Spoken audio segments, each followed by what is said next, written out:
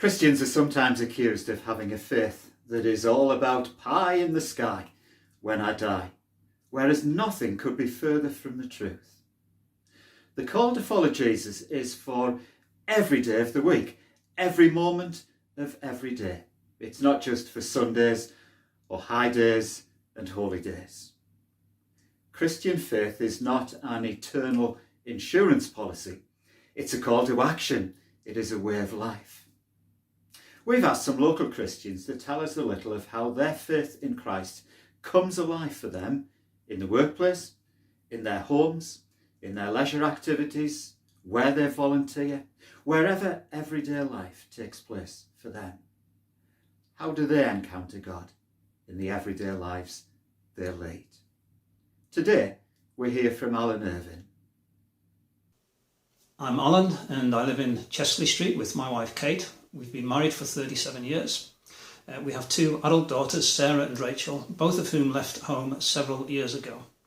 In my spare time, I enjoy travelling, cycling and reading. I retired from my role as head of operations for a European manufacturing business in 2021. My encounter with Jesus really began in my teens. I'd been sent to Sunday school as a child, but it hadn't meant a great deal.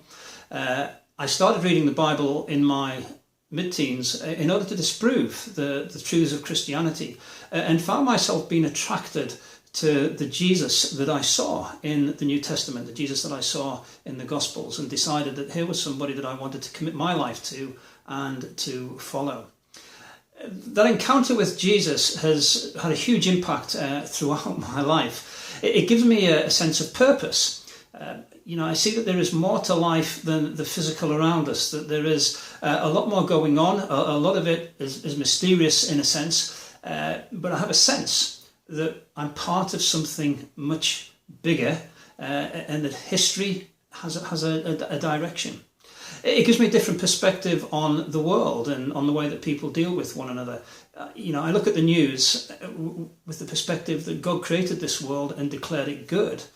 But that through humanity's failings, it's a world in which there is injustice, there is brokenness in so many different ways and places. And I know that God is at work in this world, seeking to bring healing, seeking to bring wholeness, and giving hope where there is no hope at all.